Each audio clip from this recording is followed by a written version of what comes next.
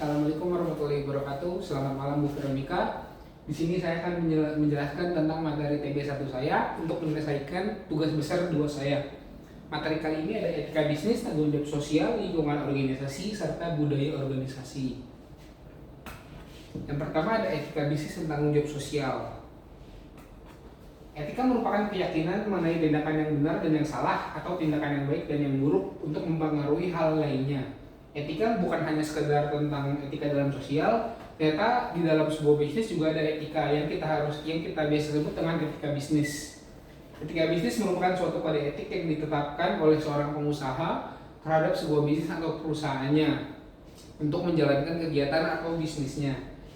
Etika ini sangat penting karena perusahaan tersebut biasanya memiliki aturan atau norma-norma untuk dijalankan kepada karyawannya. Etika bisnis ini bisa jalan dengan tanggung jawab sosial juga. Tanggung jawab sosial merupakan tanggung jawab pengusaha atau pemilik perusahaan terhadap karyawan yang bekerja di perusahaannya. Bentuk tanggung jawabnya adalah misal di kantor saya ada pembayaran gaji secara tepat. Pembayaran gaji secara tepat waktu ini menunjukkan bahwa perusahaan saya dapat menjalankan tanggung jawabnya dengan baik. Termasuk yang kedua ada manfaat dari etika bisnis dan tanggung jawab sosial. Dalam suatu perusahaan, etika bisnis dapat membentuk suatu nilai norma perilaku karyawan serta pimpinan untuk menciptakan suasana yang adil dan sehat, baik itu dengan sesama rekan kerja maupun sesama konsumen. Jadi manfaat ini juga nggak berlaku buat karyawan aja, tapi buat konsumen juga. Karena dengan ini hubungan antara konsumen dengan kita akan menjadi lebih baik, atau hubungan sesama karyawan menjadi lebih adil dan sehat, dan itu akan meningkatkan kinerja kita. Yang pertama ada meningkatkan reputasi perusahaan. Perusahaan yang memperhatikan etika bisnis dapat membantu untuk meningkatkan citra positif mereka di pasar dan masyarakat. Jadi untuk dapat mendapatkan citra yang baik di konsumen, kita harus meningkatkan etika bisnis dan tanggung jawab sosial kita dengan baik. Misalnya seperti para perlakuan yang adil dengan karyawan atau dengan konsumen. Terus yang kedua ada perusahaan jadi lebih terpercaya. Dengan kita menjaga kepercayaan perusahaan terhadap konsumen, ini juga meningkatkan citra baik kita di mata konsumen, di mana kita bisa jadi dinilai oleh konsumen menjadi perusahaan yang baik, serta mereka akan terus memenuhi kebutuhan mereka di perusahaan kita. Yang ketiga, perusahaan dapat beradaptasi terhadap perubahan. Dengan etika bisnis dan tanggung jawab yang baik, karyawan juga bisa dapat menjadi pribadi yang bertanggung jawab baik, dapat dipercaya, dan itu bisa menjadi motivasi buat karyawan juga agar bisa mengembangkan perusahaan ini dengan baik.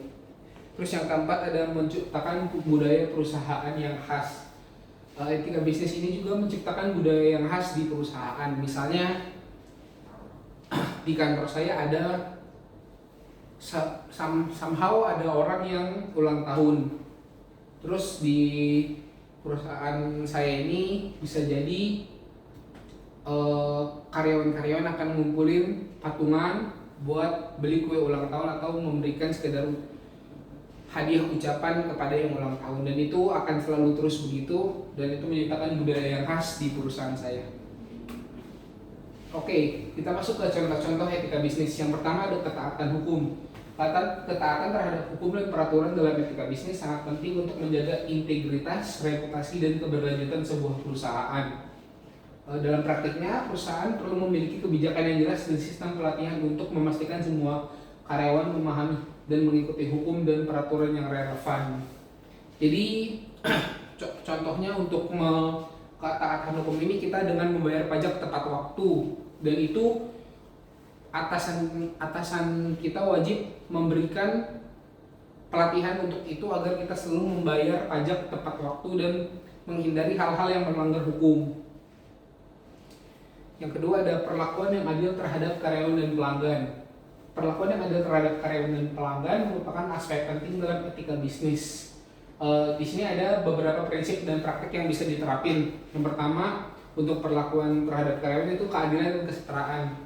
Karyawan harus diperlakukan adil tanpa diskriminasi, kesempatan yang sama dalam promosi, pelatihan, dan pengembangan karir yang sangat penting. Jadi bukan hanya beberapa karyawan, tetapi semua karyawan bisa untuk mendapatkan pelatihan, mendapatkan promosi yang penting sesuai dengan kinerja mereka. Yang kedua ada keterbukaan dan transparansi, mengkomunikasikan informasi dengan jelas dan terbuka untuk membantu membangun kepercayaan.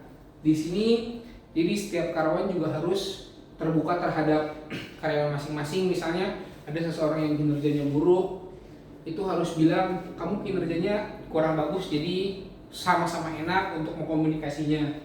Yang ketiga ada lingkungan kerja yang aman, karyawan harus diberikan lingkungan kerja yang aman dan sehat serta perlindungan terhadap pelecehan dan intimidasi.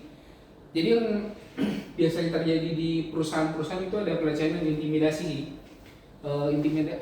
Itu sering terjadi dan itu merupakan tanggung jawab perusahaan untuk dapat mengamankan, menciptakan lingkungan yang aman dan sehat untuk karyawannya masing-masing. Keempat ada penghargaan dan pengakuan, menghargai dan mengakui kontribusi karyawan melalui penghargaan atau insentif dapat meningkatkan motivasi dan loyalitas.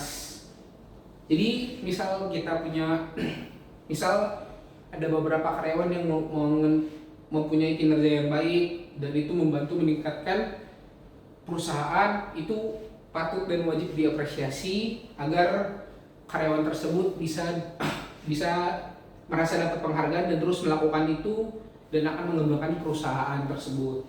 Terus yang terakhir ada dukungan untuk kesejahteraan, memberikan dukungan dalam hal kesehatan mental dan fisik serta keseimbangan kerja hidup, menunjukkan bahwa perusahaan peduli pada kesejahteraan karyawan.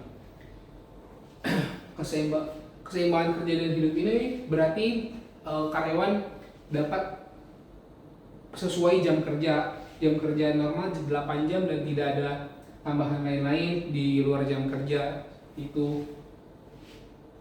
Terus ada perlakuan terhadap pelanggan. Yang pertama ada transparansi dalam komunikasi, memberikan informasi yang jelas dan akurat tentang produk dan layanan termasuk harga dan kebijakan untuk membantu pelanggan membuat keputusan yang lebih tepat. Jadi transparansi dalam komunikasi ini kita memberikan informasi yang sesuai dengan yang ada di produk tersebut, misal komposisi, kandungan yang ada dan segala macamnya, dan itu harus dikomunikasikan dengan baik kepada pelanggan untuk mendapatkan kepercayaan pelanggan. Yang kedua ada kualitas produk dan layanan, menawarkan produk dan layanan berkualitas tinggi adalah bentuk penghormatan terhadap pelanggan. Perusahaan harus berkomitmen untuk memenuhi harapan pelanggan. Jadi sebelum produksi, perusahaan juga harus meningkatkan quality control mereka agar produk atau layanan tersebut semakin baik dan tidak akan ada komplain dari konsumen. Yang ketiga ada penanganan keluhan yang efisien, menyediakan saluran untuk pelanggan menyampaikan keluhan dan menangani masalah dengan cepat dan efektif, menunjukkan bahwa perusahaan menghargai pelanggan. Jadi biasanya tidak semua perusahaan sempurna. Itu juga biasanya ada beberapa barang atau layanan yang tidak lolos quality control dan itu mungkin human error yang biasa. Nah itu kita juga harus, ketika dapat keluhan itu kita harus menerimanya dengan baik, memperbaikinya serta meningkatkan lagi agar tidak terjadi hal-hal seperti itu. Yang keempat ada privasi dan keamanan data. Melindungi data pribadi pelanggan adalah tanggung jawab etis yang penting. Perusahaan harus memiliki kebijakan privasi yang jelas dan mematuhi regulasi yang berlaku. Melindungi ini seperti tidak menyebarkan nomor karyawan atau data pelanggan atau yang lain-lain. Itu tidak boleh disebarkan kepada pihak lain selain kepada pelanggan itu sendiri. Ya, sebagai perusahaan kita juga tidak boleh menggunakan data tersebut secara tidak ada persetujuan dari pelanggan tersebut. Yang keempat ada tanggung jawab sosial, menerapkan praktik bisnis yang berkelanjutan dan etis serta mempertimbangkan dampak sosial dari keputusan bisnis dapat meningkatkan hubungan dengan pelanggan. Tanggung jawab sosial ini misal kita perusahaan berdiri di tengah-tengah perkampungan dan itu membutuhkan misal kita melakukan sesuatu itu membutuhkan persetujuan dari beberapa warga yang ada di situ dan itu mampu meningkatkan citra baik kita di mata masyarakat. Oke, balik lagi ke manfaat. Yang ketiga ada praktik pemasaran yang jujur. Praktik pemasaran yang jujur dalam etika bisnis adalah praktik yang menyampaikan penawaran dengan apa adanya sesuai dengan kondisi dan fakta yang sebenarnya. Kejujuran dalam pemasaran dapat membantu membangun hubungan yang didasari oleh kepercayaan dan hormat dengan pelanggan. Jadi seperti yang tadi, praktik pemasaran yang jujur itu tidak menambah-nambahkan atau melebih-lebihkan kandungan atau komposisi yang ada di produk mereka. Misal di perusahaan makanan itu tidak melebih-lebihkan atau menambahkan atau mengurangkan suatu komposisi tersebut. Terus manfaat berikutnya ada tanggung jawab terhadap dampak lingkungan dan sosial.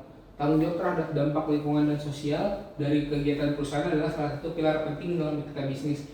Perusahaan yang menyadari dampak operasional mereka akan lebih mampu berkontribusi positif kepada masyarakat dan lingkungan. Seperti tadi, misal kita berada di suatu perkampungan, kita membuat produksi yang dapat mengganggu warga sekitar, mungkin bisa diobrolkan dengan warga sekitar untuk penyelesaiannya dan segala macamnya. Terus ada dampak jika perusahaan mengabaikan etika bisnis dan tanggung jawab sosial. Oke, mengabaikan etika dan tanggung jawab sosial dapat memiliki dampak negatif yang signifikan bagi perusahaan. Hal ini dapat menyebabkan reputasi perusahaan merosot di mata publik, konsumen, dan mitra bisnis yang pada akhirnya dapat mengurangi kepercayaan dan loyalitas pelanggan serta investasi. Selain itu, tindakan yang tidak etis atau tidak bertanggung jawab dapat mengakibatkan tuntutan hukum, denda, atau sanksi yang berpotensi merugikan secara finansial. Dalam jangka panjang, perusahaan yang tidak memprioritaskan etika dan tanggung jawab sosial juga mungkin menghadapi kesulitan dalam merekrut dan mempertahankan karyawan berpotensi tinggi serta menjaga hubungan yang baik dengan masyarakat dan pihak berkepentingan lainnya. Jadi untuk etika bisnis dan tanggung jawab sosial ini sangat perlu dijaga karena ini mempengaruhi seluruh aktivitas perusahaan. Jika perusahaan mengabaikan itu dan asal saja ini ada sudah dijelaskan juga ada beberapa hal yang dapat terjadi seperti denda atau sanksi, terus ada susah mendapat karyawan, juga susah mempertahankan karyawan yang baik. Terus yang paling penting jadi kepercayaan publik terhadap perusahaan kita menjadi akan merosot dan kita kehilangan kepercayaan publik. Oke, masuk yang ketiga ada lingkungan organisasi. Pengertian lingkungan organisasi. Lingkungan organisasi dalam bisnis adalah semua elemen di dalam dan di luar organisasi yang dapat mempengaruhi organisasi secara keseluruhan atau sebagian. Lingkungan organisasi merupakan salah satu faktor kunci dalam organisasi karena dapat mempengaruhi operasi organisasi. Oleh karena itu, lingkungan selalu berubah, maka organisasi yang survive adalah organisasi yang mampu beradaptasi dengan perubahan lingkungan. Sebaliknya, organisasi akan hancur jika tidak berkembang ataupun perubahan lingkungan di sekitarnya pun tidak diperhatikan. Lingkungan organisasi itu sendiri merupakan suatu kekuatan yang secara langsung ataupun tidak langsung akan mempengaruhi kinerja organisasi. Oke, yang di lingkungan organisasi ada beberapa jenisnya. Yang pertama adalah lingkungan internal organisasi. Lingkungan internal organisasi adalah segala sesuatu yang berada di dalam atau di sekitar organisasi yang secara langsung mempengaruhi organisasi. Lingkungan internal organisasi merupakan faktor utama yang mengendalikan perusahaan dan mempengaruhi kegiatan operasionalnya. Lingkungan internal organisasi juga digunakan untuk merancang strategi perusahaan seperti memanfaatkan peluang dan menangani ancaman. Sesuai namanya, lingkungan internal organisasi ini adalah lingkungan yang bergerak di dalam suatu organisasi. Misalnya komunikasi antar divisi di perusahaan atau komunikasi antar karyawan dengan atasan seperti itu. Dan itu berpengaruh untuk kinerja organisasi tersebut. Yang kedua adalah lingkungan eksternal organisasi. Lingkungan eksternal organisasi adalah faktor-faktor yang berada di luar organisasi dan dapat mempengaruhi perubahan dalam organisasi. Faktor-faktor tersebut sebagian besar berada di luar kendali perusahaan. Adapun contoh langsung dari lingkungan eksternal organisasi adalah sebagai berikut. Yang pertama ada pelanggan. Produk yang ditawarkan oleh perusahaan akan dibeli oleh pelanggan. Pelanggan itu bervariasi jenisnya sehingga diperlukan taktik penjualan yang bervariasi pula sesuai dengan kebutuhan pelanggan serta situasi pasar. Yang kedua ada pemasok. Setiap organisasi membeli input atau bahan baku dari lingkungan untuk kemudian digunakan dalam memproduksi output. Input yang diolah oleh organisasi akan menentukan kualitas dan harga output. Selain menawarkan produk bermutu lebih baik secara lebih cepat, perusahaan juga dapat memperoleh laba dalam persaingan dengan cara menawar harga yang lebih rendah dari pemasok. Yang ketiga ada pemerintah. Pemerintah berkontribusi besar dalam kesuksesan suatu organisasi, tetapi juga dapat menghambat kemajuan organisasi tersebut melalui suatu kebijakan yang dapat merugikan organisasi tersebut. Yang keempat dan terakhir ada pesaing. Pesaing dalam lingkungan organisasi merupakan salah satu elemen penting yang dapat mempengaruhi strategi dan keberhasilan bisnis. Dengan memahami pesaing dalam lingkungan organisasi, perusahaan dapat merumuskan strategi yang lebih efektif, mengidentifikasi peluang, dan mengurangi risiko. Jadi lingkungan eksternal organisasi ini lingkungan yang dapat mempengaruhi kinerja organisasi di luar lingkungan internal itu tersebut. Misal hubungan antar karyawan itu kan bukan termasuk dalam internal eksternal kan, karena itu bagian internal perusahaan. Dan itu juga bisa diselesaikan dengan secara diam-diam oleh perusahaan. Kalau lingkungan eksternal ini lebih ke faktor-faktor luar, faktor-faktor yang tidak tentu di lingkungan perusahaan tersebut. Misal tadi ada pelanggan, mungkin ada beberapa produk yang tidak sesuai dengan keinginannya. Terus juga ada pemerintah yang di sini tertulis dapat menghambat kemajuan organisasi tersebut melalui suatu kebijakan. Jadi nggak selalu, jadi misal ada beberapa kebijakan dari pemerintah yang bisa merugikan organisasi tersebut. Terus yang keempat ada pesaing.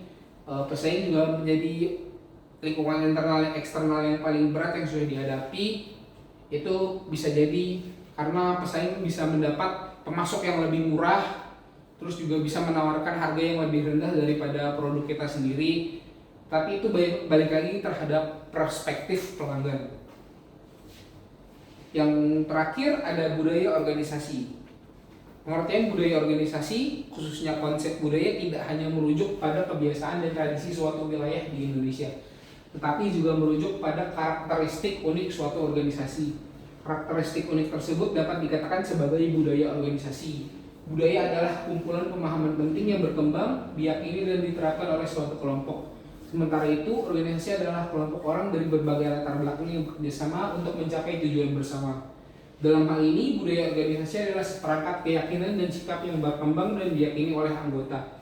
Sistem keyakinan dan sikap tersebut membedakan organisasi tersebut dari organisasi lainnya. Jadi budaya organisasi ini tidak selalu sama antara satu perusahaan dengan perusahaan lain. Bisa jadi berbeda atau banyak banget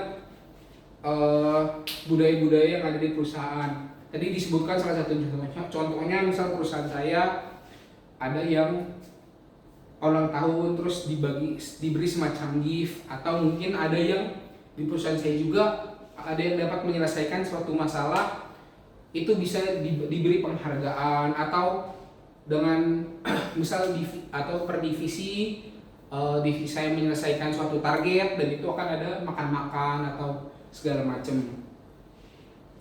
Terus ada jenis-jenis budaya organisasi. Yang pertama ada budaya hierarkis. Budaya hierarki adalah budaya organisasi yang menekankan pada stabilitas, struktur, dan nilai bersama yang konsisten.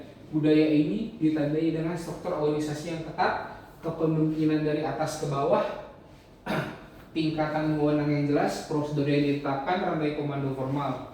Dari budaya hierarki, keputusan dibuat secara top down dan didelegasikan dari suatu tingkat ke tingkat lainnya. Karyawan diharapkan memahami tugas mereka dan melapor kepada atasan.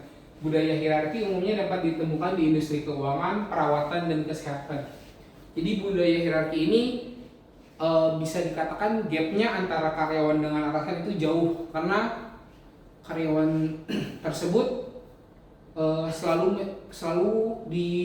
untuk membuat keputusan selalu sesuai dengan atasan dan tidak bisa mengambil keputusan sendiri.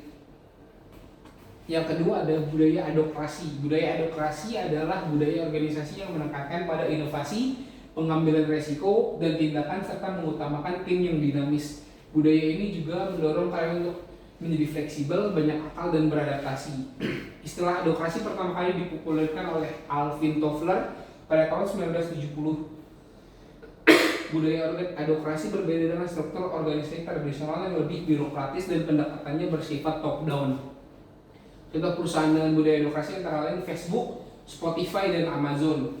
Nah, budaya adokrasi ini lebih berbalik dengan budaya hierarki tadi. Budaya adokrasi ini lebih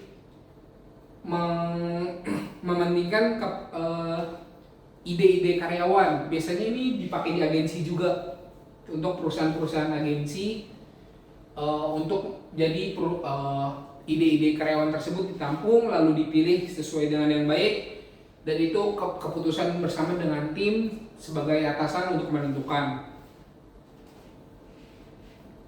Yang ketiga ada budaya pasar. Budaya pasar adalah teori manajemen internal yang mengutamakan persaingan dan keuntungan untuk meningkatkan laba dan mengungguli pesaing. Dalam budaya pasar, karyawan didorong untuk bekerja lebih baik dengan memberikan penghargaan atau manfaat kepada mereka yang mencapai tujuan tertentu atau menunjukkan sifat yang tepat. Budaya pasar umumnya dapat ditentukan di tempat kerja korporat, terutama di sektor teknologi, media, hiburan, dan perjalanan. Jadi biasanya budaya pasar ini dipakai di tempat-tempat pengeluaran media gitu, seperti di perusahaan koran atau di perusahaan media-media media-media internet, sering dipakai di sini untuk budaya pasar. Terus terakhir ada budaya klan. Budaya klan adalah budaya kerja yang menekankan pada kolaborasi, komunikasi, dan lingkungan kerja yang interpersonal. Budaya ini bertujuan untuk menciptakan perusahaan yang terasa seperti keluarga besar yang bahagia. Contoh perusahaan dengan budaya klan antara lain Google, Thomas of Maine, dan Zappos. Jadi budaya kalian ini budaya yang mementingkan kesejahteraan karyawan. Itu cukup baik sih. Jadi di sini budaya kalian juga mementingkan kolaborasi, komunikasi, terus mementingkan juga lingkungan kerja yang baik, yang sehat, dan yang dapat memastikan karyawan terus berkembang. Ini merupakan daftar pusaka dari materi yang saya ambil. Dan sekian, terima kasih. Sekian presentasi dari saya, kurang lebihnya mohon maaf. Assalamualaikum warahmatullahi wabarakatuh.